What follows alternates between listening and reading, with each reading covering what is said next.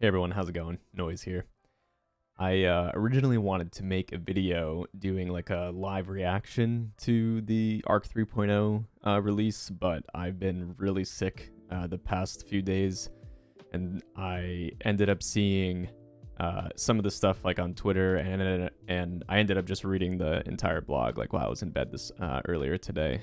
So I decided instead, since probably most of the other content creators that are much larger than me already went over the entire thing itself, I wanted to take a different approach and talk about the exotics for each class that I saw potential in using, or that I'm going to be personally using like in each class next season, starting with Arc 3.0. So I thought it would be kind of cool to have like a little bit different discussion than what other people have had.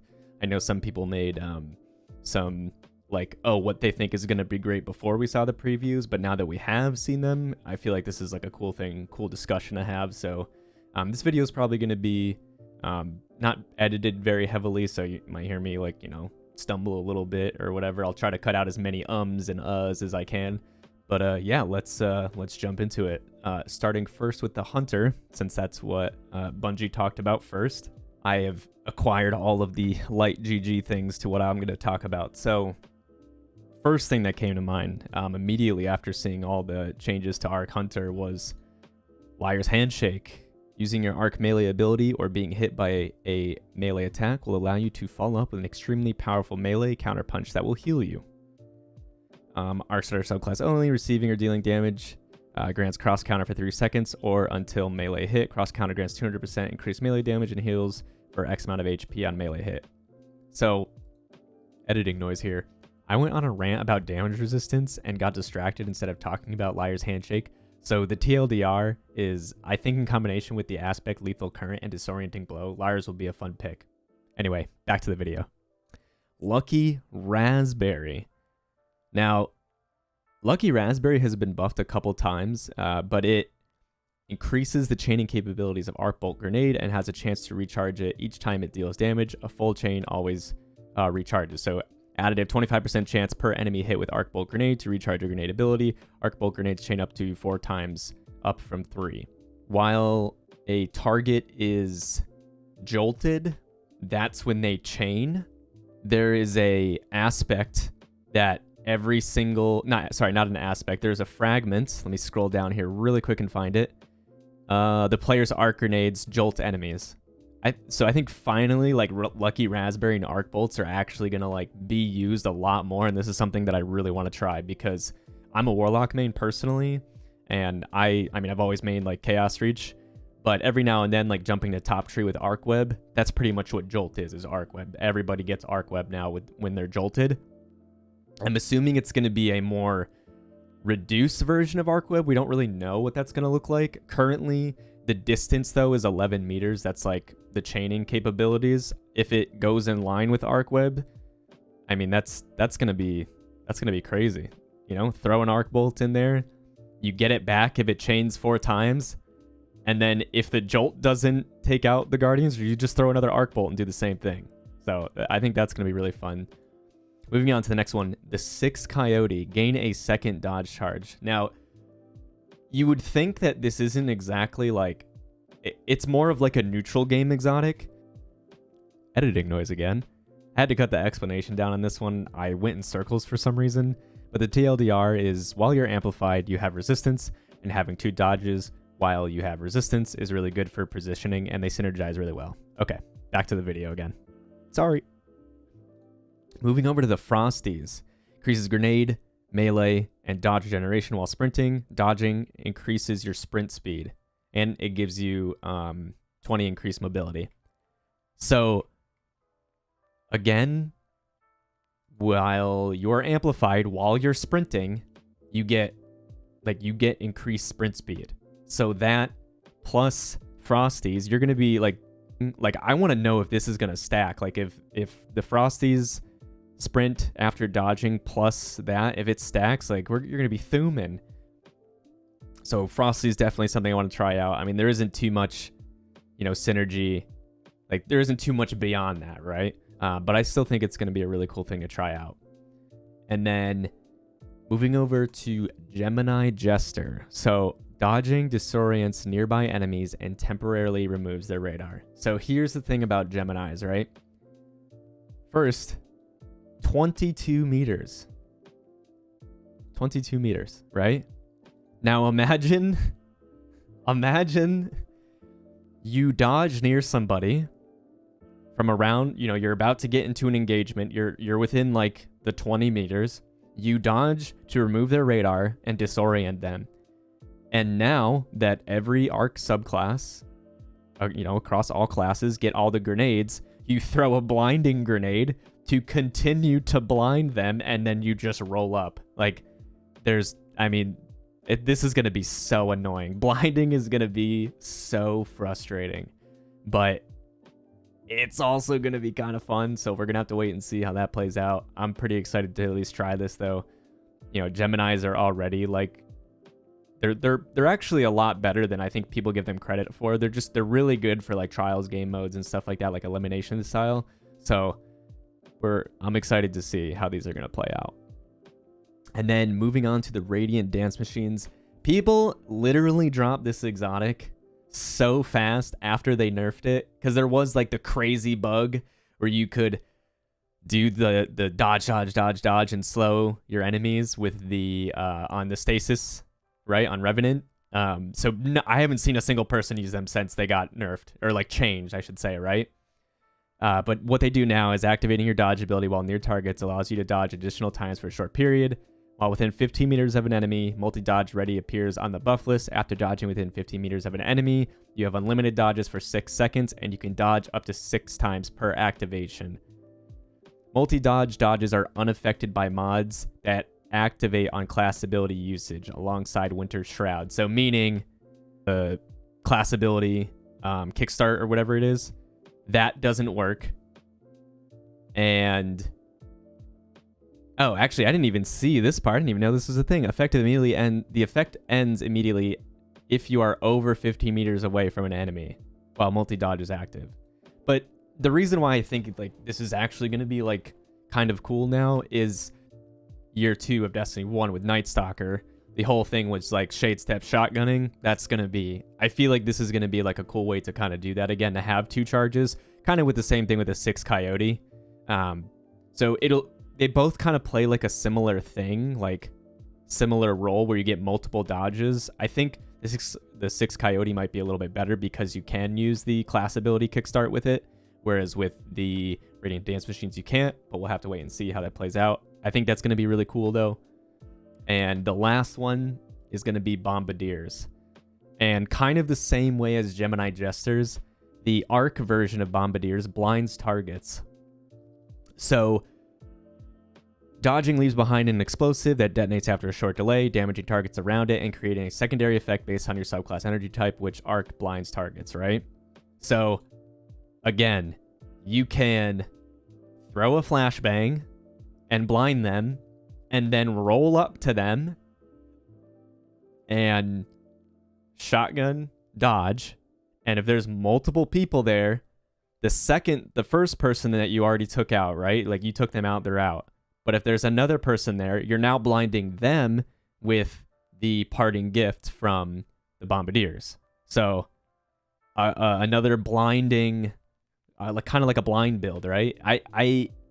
I'm kind of worried because blinding is really annoying. It's very rare that it happens right now, but you know next season, especially like with Arc 3.0, there's going to be so much blinding going on. It's going to be frustrating, but we'll have to wait and see how it plays out. I think this is going to be really fun, but those are all the different ones that I wanted to try for Hunter. Moving on to the class that I actually play as. I'm a Warlock main mostly. I do play all classes, but I for sure play my Warlock the most. I have like over 2,000 hours on my Warlock. Starting next with the Warlock. First choice, pretty obvious. I mean, I think everybody is going to try this that is already an Arc Warlock. Crown of Tempest. Arc ability kills, increase the recharge rate of your Arc abilities, and extend the duration of Storm Trance. So it looks like Transcendence, which was on Top Tree Stormcaller.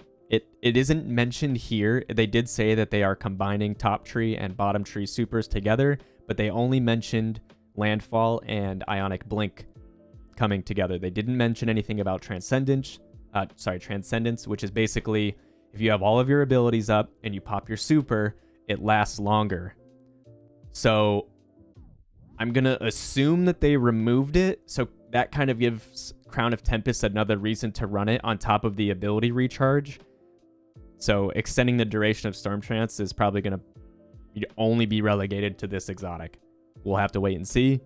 But basically, when you get an arc ability kill, it grants conduction times for 7 seconds. 4 seconds for PvP. And basically, you get grenade, melee, and super regeneration rate in PvP by 22%. And then... Oh, no, I'm sorry. Is it actually... It might actually not be... Might not actually be different for PvP. Anyway, let me back this up here. So arc ability kills grant conduction times for 4 seconds in PvP. At times 1, 175% additional base grenade, melee, and super regeneration rate.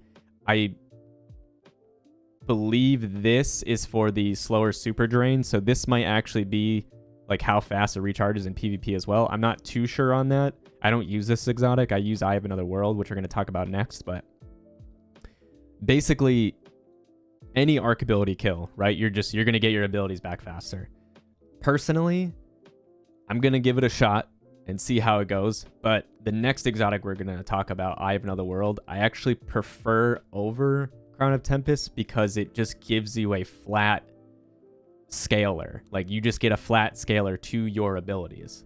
So Eye of Another World, Cerebral Uplink highlights priority targets and improves the regeneration speed of your grenade, melee, and rift abilities, provides a small benefit to the airborne effectiveness stat of all weapons. So it passively grants 15 airborne effectiveness. Highlights enemies below 50% HP in a red outline, and enemy guardians with fully charged supers in a yellow outline, which, by the way, not a lot of people know this, but it will highlight, this says it right here, invisible enemies that fulfill these conditions will also be highlighted. And this works really well, especially in trials. You know, if in a 4-4 game and you have Omni Lord of Wolves on the other team, like with their super, it has come in handy. But the real reason why I use it, 50% additional base grenade, melee, and class regeneration rate. So what does that mean?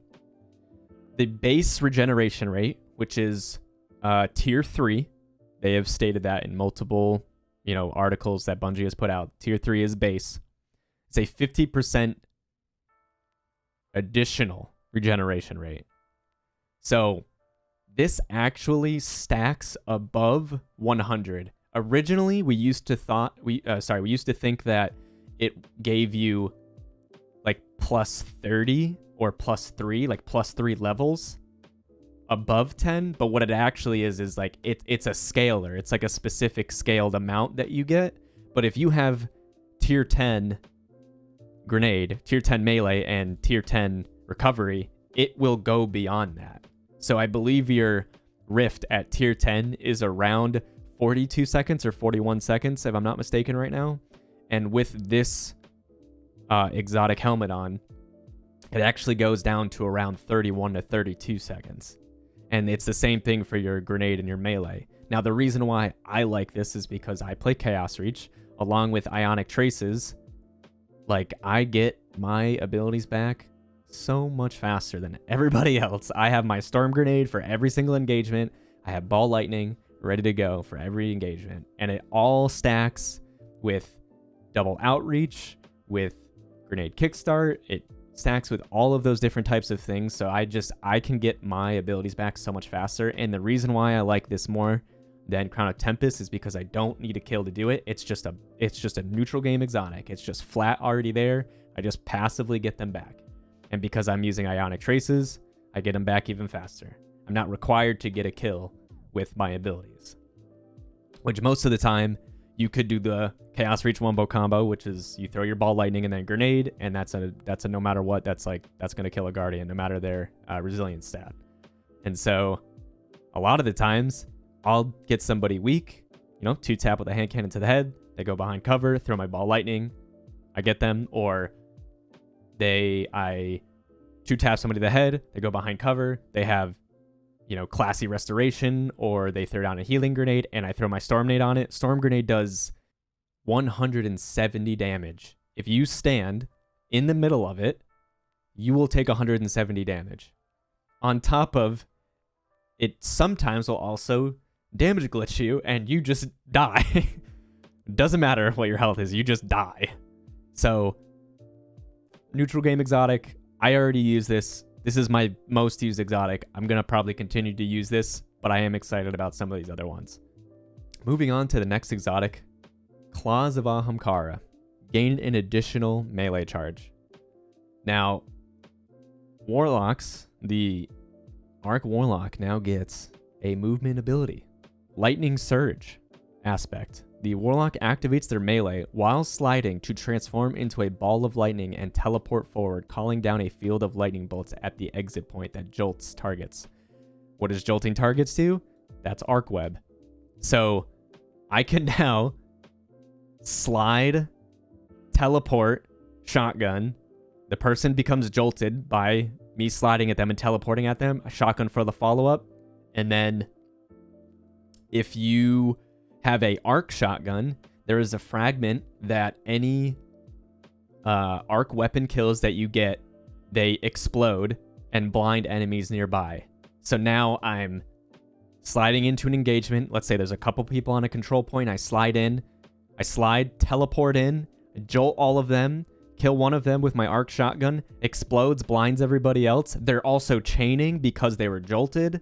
Like, this synergy is going to be crazy. So having two of those, dude, I am so excited.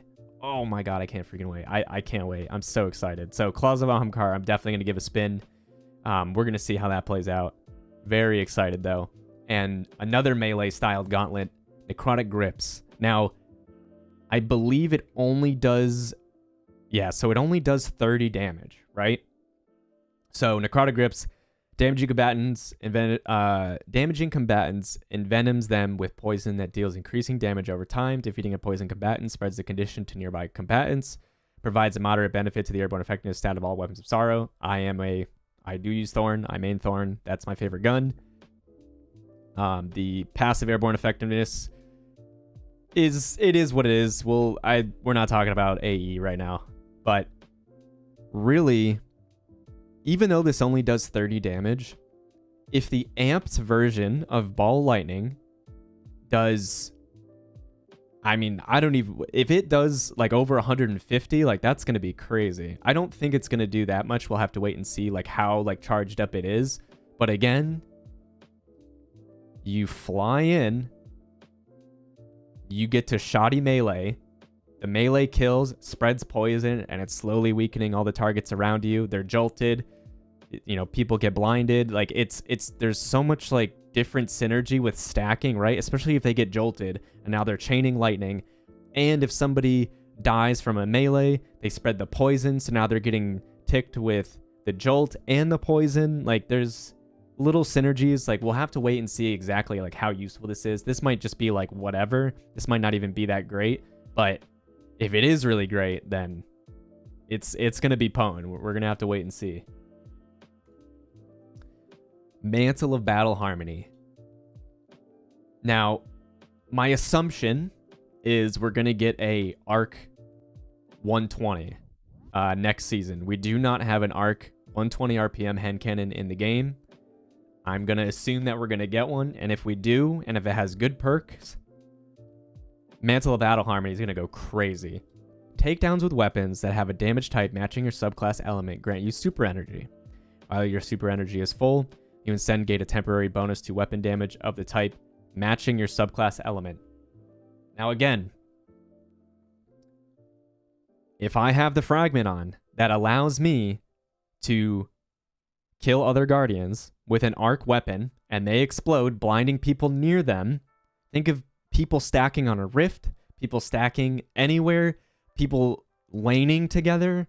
If we get this Arc 120, like, there's obviously other arc weapons, right? But the reason why I'm bringing up the Arc 120 specifically is the damage buff that you get from absorption cells. You get a damage buff, and that can stack with other buffs because it's coming from the exotic itself.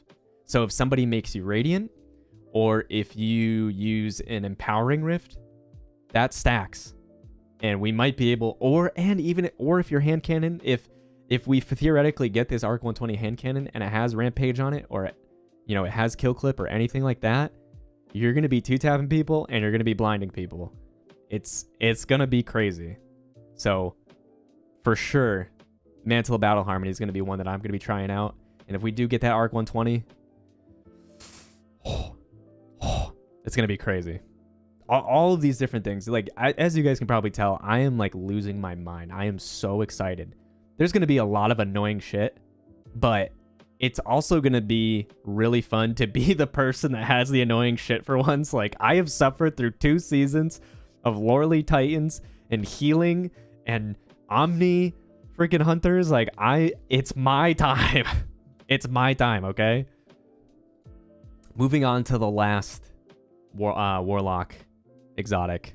T-steps, I mean, sprint speed increase. After a short time sprinting, you get your weapons reload, right? Increases sprint speed by 6.25%, increases slide distance by 33%. When you are amplified, you get a sprint bonus. So, transversive steps plus amplified, we're going to be thumbing. We're going to be going fast as fuck, boy. So, it's a given. I haven't used T-steps in a long time, to be honest. I've been using Eye of Another World for literally like almost a year and a half now at this point. I've been using it, I think, since season 11. I haven't taken it off, but I'm excited to go back and try a lot of these different things, and who knows, I might find something that really synergizes as well.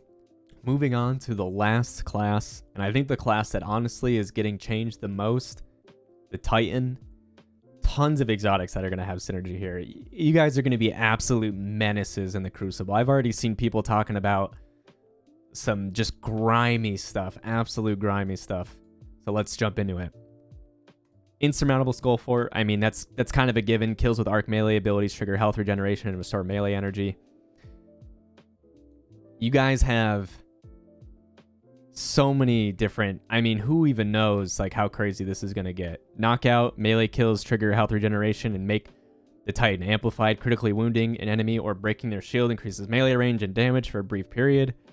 Titan's base melee becomes arc empowered while knockout is active. Like, you guys are going to, I mean, people are already using this, right? Like, now having multiple knockouts, it's going to be crazy. I think Skull Fort's definitely going to be one that I'm going to try when I give the Titan out, or when I try the Titan out. I'm sure many people are going to try it. It's a given.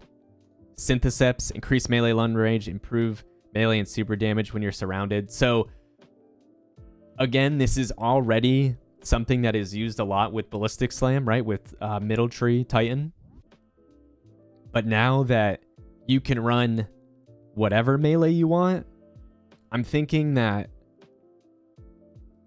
you Ballistic Slam and you're going to jolt people, and now it'll just be Dune Marchers, but with Syntheseps. So you'll one-shot somebody with your melee. You'll Ballistic Slam, right? You'll fly in, you'll get the Syntheseps buff, you'll one-shot somebody, and then you'll chain to the other people around you, and then you're just melee, like you're flying at everybody. It's going to be crazy, man. Syntheseps, a classic. They're going to be good. I'm going to give them a try. Next, Armamentarium. So the Arc Titan is actually getting the Touch of Winter, which Stasis Hunter has, and the Touch of Flame, I think it's called. I can't remember exactly what it's called, but Solar Warlock has. Titan is getting it with Arc. So, Touch of Thunder improves arc grenades in the following ways.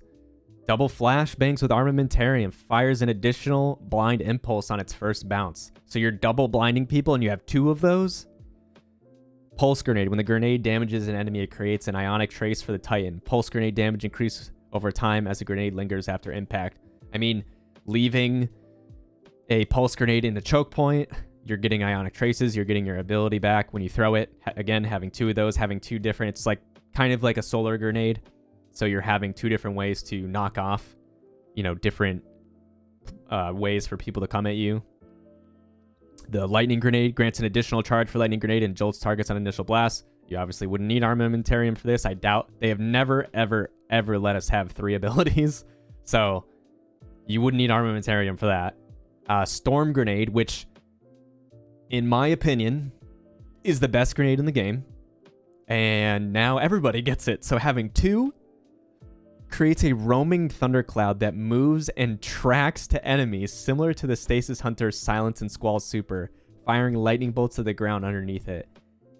Storm grenade, again, I said this earlier with the Warlock, it does 170 damage. And now you have 2 of them and it tracks? That's absolutely insane. Literally insane. Storm grenade is so good. It's going to be crazy. So armamentarium, definitely a good choice. I think a lot of people should try it out. Heart of Inmost Light. So Heart of Inmost Light is used already a lot on Stasis and Void. So using an ability, Grenade, Melee, or Barricade, empowers the other 2 abilities. Empowered means abilities have faster regen, melees and grenades do more damage, and barricades have more hit points. Kills grant 5% class ability energy. So your class ability allows you to thrust. Now, it's only on the ground. Cosmo stated, he quote retweeted the Destiny the Game Twitter post, and he said that it is only while you're on the ground. You cannot dodge in the air, but it's a thrust. So you thrust forward, and now you have used your class ability. So now you have an overcharged melee where you can melee somebody, and if you have knockout, melee kills trigger health regeneration to make the Titan amplified, critically wounding an enemy or breaking their shield increases melee range and damage for a brief period. So now you fly in, you have a supercharged melee, you melee somebody, and you just wreak havoc. Or you thrust into a choke point, throw the storm grenade, and depending on how much the damage increase is for arc grenades, now you're one-shotting people with storm grenade. It's Heart of Inmost Light, in my opinion, is going to be one of the best. And I feel like people are going to sleep on it, but you really, really, just the synergy. You got to think about the synergy. It's going to be nuts. So, for sure, just think of Heart of Inmost Light when going into it. And now this is where we get into the grime. The grime that is in Teus Wards.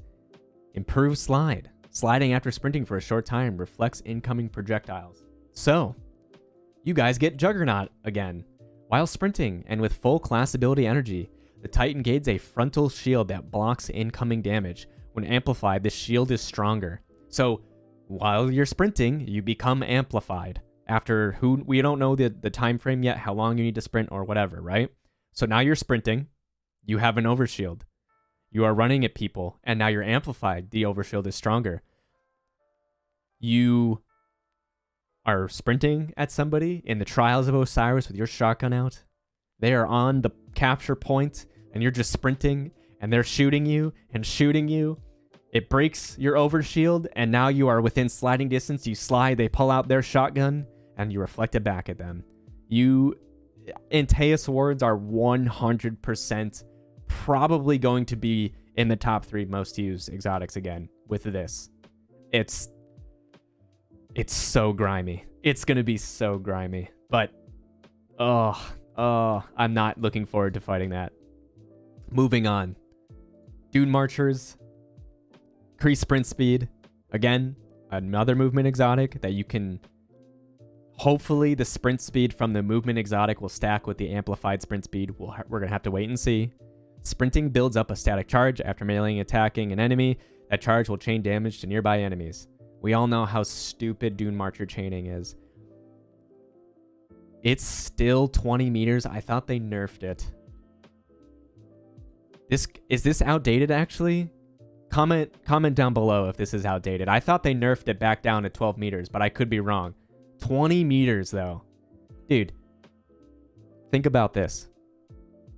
Okay? Think about this. You apply Jolt, and now people are chaining. And then you slide in and melee somebody and kill them, and then it chains more. Dune Marchers are already ridiculous. Getting Dune Marchered, like, it's already a thing. You get Duned and you're like, why the fuck am I getting Duned? Like, it's already a thing. Arc Web plus Dune Marchers is gonna go baby. Absolutely fucking baby. So, Dune Marchers for sure. Give it a try. I'm gonna try it. Moving on to the last two, Peacekeepers. I've said this before on stream. I personally think Peacekeepers is the best Titan exotic in the game if you're using an SMG. Now, here's the thing. You get pigeonholed into only using an SMG, but SMGs are so good right now, it's like, it's a no-brainer. It's literally a no-brainer. So again, reload stowed SMG guns and allows you to ready them instantly. Improves your handling with submachine guns and your movement while wielding one. Provides a moderate benefit to the airborne effectiveness stat of submachine guns. So, when an SMG is readied, 50 mobility, increased sprint speed, increased slide distance, again, while amplified. You're just 100 like you're just flying at people. You can fly at people, and you're gonna have an overshield because of Juggernaut, and then you just delete them with Shire's Wrath. And then you break their shield, and if they're within melee distance, you get knockout. Like, the synergy is crazy. So Peacekeepers for sure. I'm sure most of you already have Peacekeeper builds. So for a lot of you, it's just going to be equip subclass and just profit. But for others who aren't, you need to do it. You need to give them a try. And last, Peregrine Greaves. So Peregrine Greaves started to see a little bit of use because they made it so shoulder charges on all the classes don't one-shot anymore. So now all shoulder charge abilities deal bonus damage when activated in the air, provides a small benefit to the airborne effectiveness stat of all weapons. Shoulder charges deal increased damage if used in midair. So you can absolutely obliterate somebody in their super, right? Now think about this. Juggernaut. Again, you have a reason to just ape people now. Like, you can already start sprinting, right? Let's say you're in front of a wall, right? And to your left is the engagement area, right? That's like your lane. And there's somebody within 10-ish meters, right? 10, 15 meters. You are sprinting into a wall to get your shoulder charge ready. And then now you have your overshield active before you even come around the corner. And you're amplified, so you're sprinting faster. You come around the corner, you have an overshield, you're just straight lining, you jump in the air, and then you just obliterate them with a shoulder charge. Like, I think the already little usage that it's seeing, or like the raised amount of usage that it's seeing is just gonna go up because of Juggernaut. All of you are gonna have more reasons to just ape people with Peregrine Greaves and one-shot them with your shoulder charge abilities. So I'm so excited. Like, there's gonna be a lot of grime. We go through this every single season. I think blinding is gonna be really annoying, and I think the chaining is gonna be really annoying, especially with just like 6v6. Like, chaining is gonna be, it's gonna be such a bitch. But thank you guys so much for checking out this video. If you made it to the end of this video, I'm so thankful. This is probably going to be a 20 or 30 minute video. I'm not actually sure while I'm recording. I'm going to minimally edit this. I really just wanted to talk about all these different exotics and all the synergies. I'm really excited. If you enjoyed the video, consider leaving a like, subscribe, all that good stuff. Comment down below, add to the discussion. Maybe there's some exotics that you guys are using with some synergies that I might not know about. That would be awesome. And for sure, if you want to have more discussions with me, you can come by the twitch.tv/noisetank. You can come by. We usually stream every single night, 7 p.m. EST. And if you aren't much of a Twitch user, you can come follow me on Twitter, twitter.com/noisetank with 2 Ks. Come by over there. jump into the discussion with me. And yeah, I really appreciate it. I hope all of you guys are just about as excited as I am, and I'll see you in the next video. Take care.